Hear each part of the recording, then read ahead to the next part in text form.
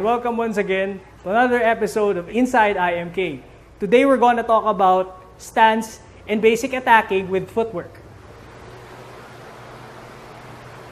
Okay, so basically our stance, we take about shoulder level distance. That's how we stand. Take 1 foot forward, stepping forward with the leg, with the weapon. Okay, weapon is always in front, unarmed hand is at the chest. Now, this is your basic standard default. Sometimes you can lower the stick down, load up on the shoulder at each end. When we switch to the left hand, it's the left leg lead. As you'd notice, both my hips, knees, and feet are facing forward. Sometimes I lift the back heel, sometimes I keep it flat, but always my knees are bent so that when I move, whether it's left or right, I'm keeping the stable base, stable height. Sometimes I prefer going up for a faster push-off. Okay, now let's examine how we stand. I have 2 sticks to demonstrate this further. Okay, I'm going to make a cross, the sticks perpendicular to each other. That creates a quadrant, 1, 2, 3, and 4.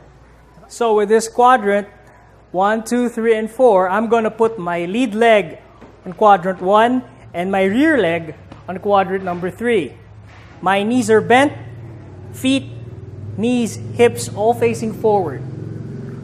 Okay, this is the right side. If I switch toward the left, it now turns to lead leg is on quadrant 2, back leg is on quadrant 4. Again, knees, feet, and hips all facing forward so I can maintain my center of balance, center of gravity here in the center.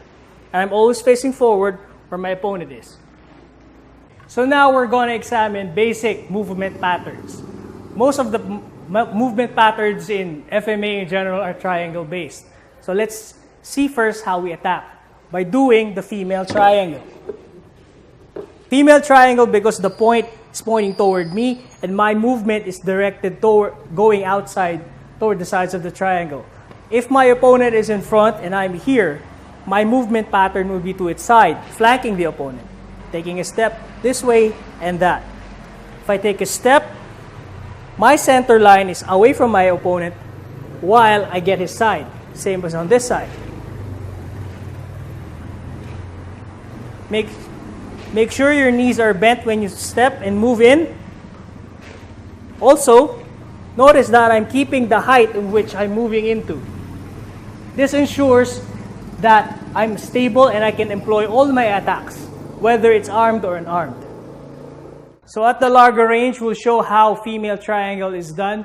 He strikes, I move, hit his hand, before, hit his hand, while I'm zoning in. Of course, there's a follow-up, before. Okay. Notice when I did the footwork, I was always angling to the side. That's the essence of the female triangle. Either you go and meet the attack, but away, or go opposite direction, but you use the other hand to check. You're always out of harm's way and into your firing line where you can attack your opponent and you're disabling his weapon by zoning in, getting out of harm's reach.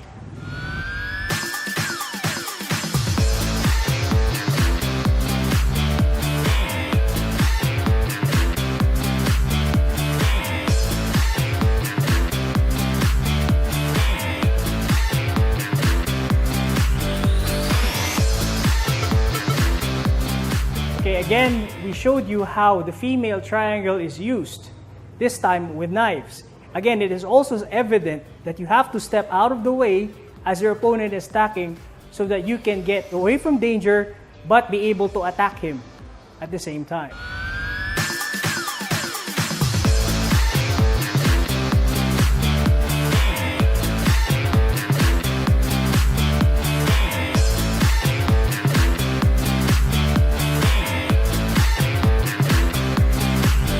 With the unarmed fighting or empty hands, same techniques apply with the footwork. You zone in, get out of the harm's way of your opponent's strike, and then employ your own, and move into agos immediately to finish the job. So as you've seen from what we've shown you, it's very, very important to have a strong, solid stance.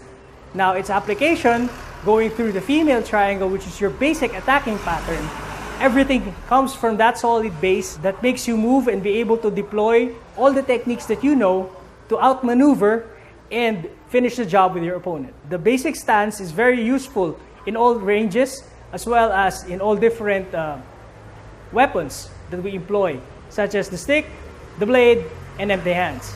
Thank you very much for tuning in, and I hope you like this episode. Please continue following us here inside IMK. Mabuhay, pugay po.